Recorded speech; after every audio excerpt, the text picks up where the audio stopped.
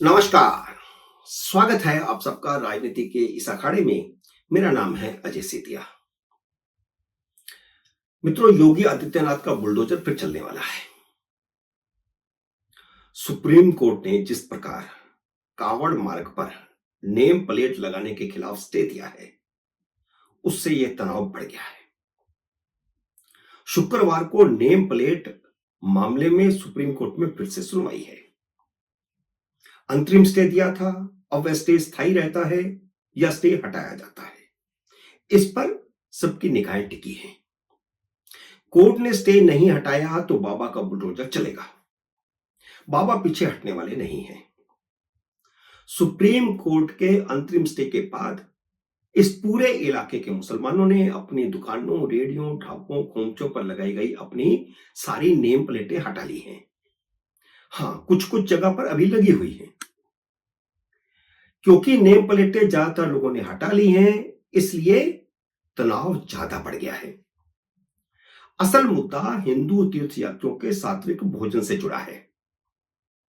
क्योंकि इस तरह के वीडियो वायरल हो रहे हैं जिनमें फलों, सब्जियों और रोटी पर थूक लगाने की बातें सामने आ रही हैं, और ये वीडियो लगातार कई दिनों से चल रहे हैं। इससे पहले भी ऐसे वीडियो चलते रहे हैं। इसके अलावा जहां शुद्ध वैष्णव भोजन लिखा है और उस ढाबे का मालिक मुस्लिम है, उन्हीं ढाबों पर वहां के कर्मचारियों का अपने खुद के लिए हलाल मीट बनाने की आशंका बनी हुई है। यह आशंका क्यों बनी हुई है?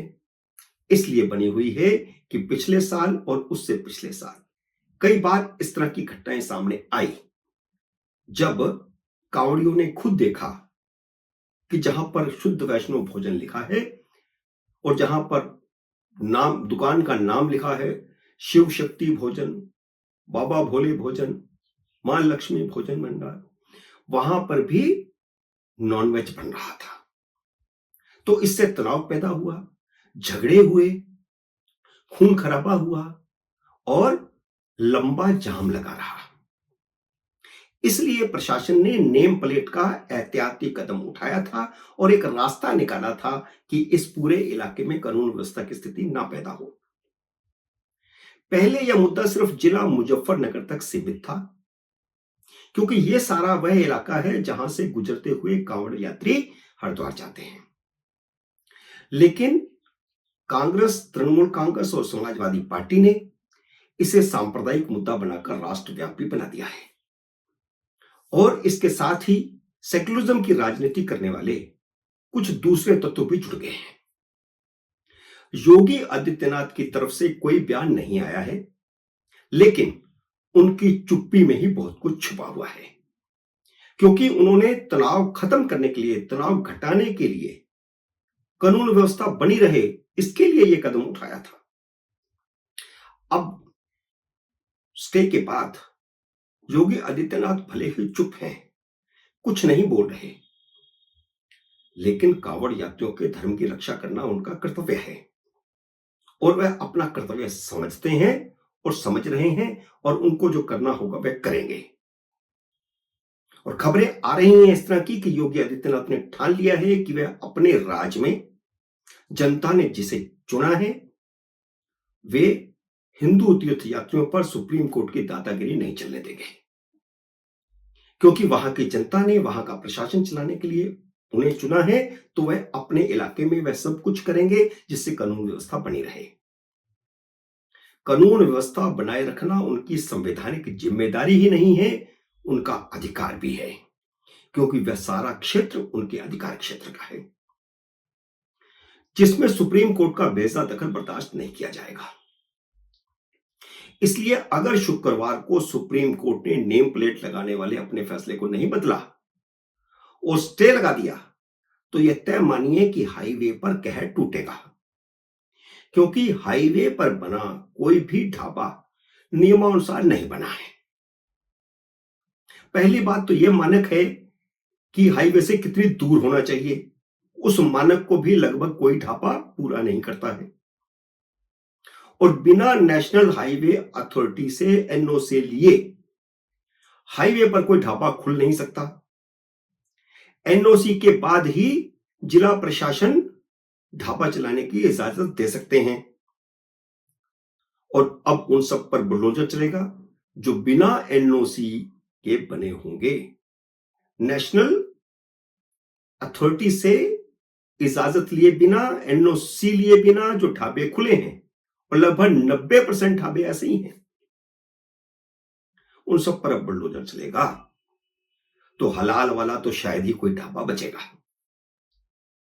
अब आपको बताता हूं कि यह हिंदू मुस्लिम का खेल है ही नहीं, था भी नहीं, यह राजनीतिक खेल है।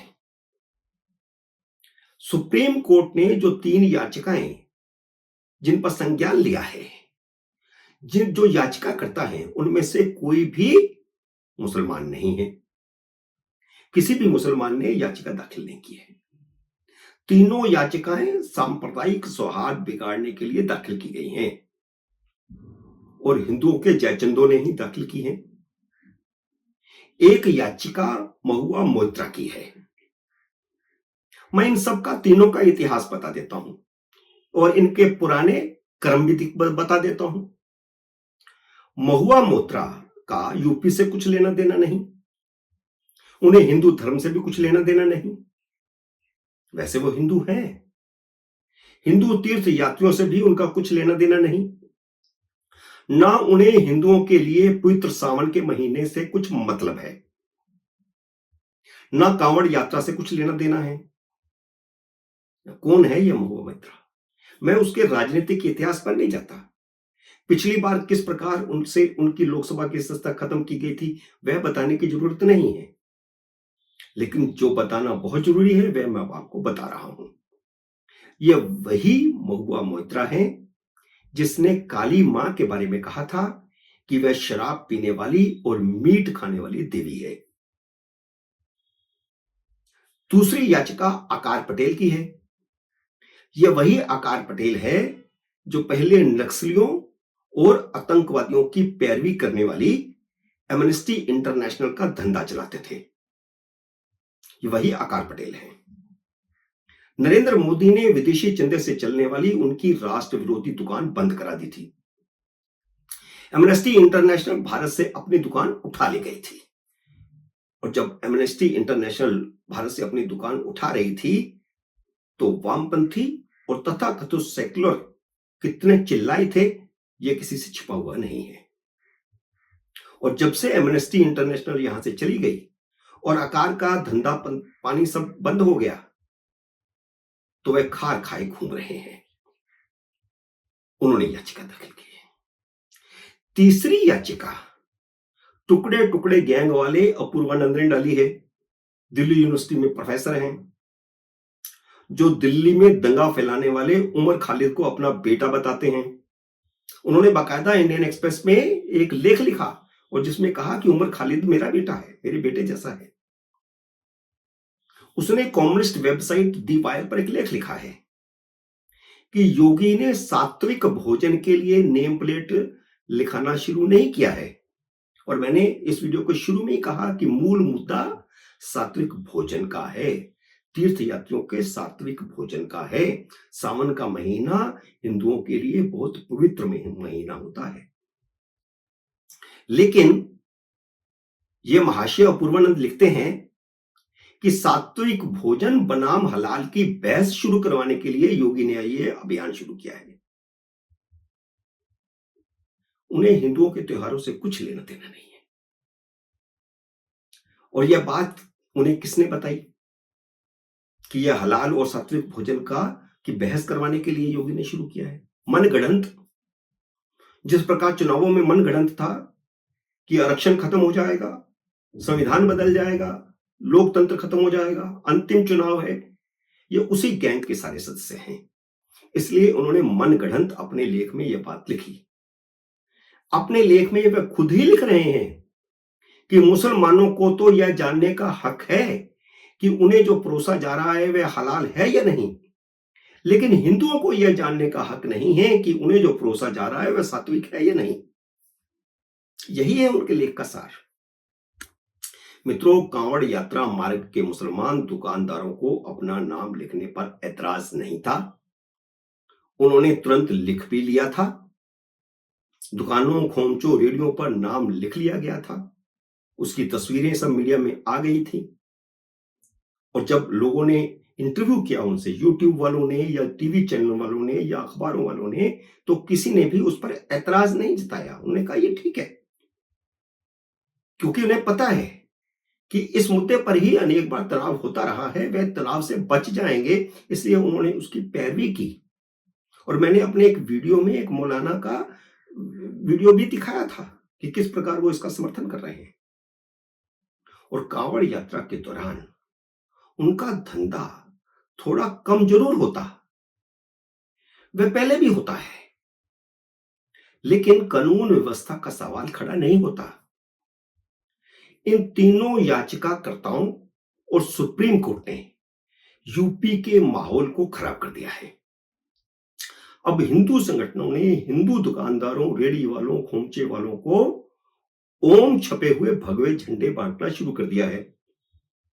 जिस दुकान पर, रेडी पर या खोमचे पर भगवा झंडा नहीं होगा, वह खुद ब खुद मुस्लिम की दुकान समझ ली जाएगी। सारे हिंदू अगर ऐसा करेंगे, जैसा कि उन्होंने करना शुरू भी कर दिया है, तो सुप्रीम कोर्ट किसी का कुछ नहीं बिगाड़ सकती।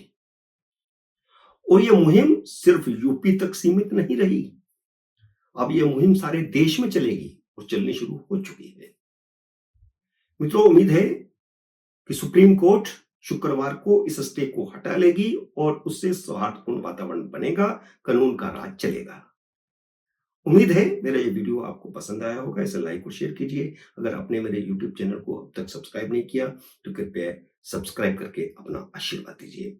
जल्दी मिलते हैं अगले वीडियो में किसी अन्य विषय के साथ। तब तक नमस्कार।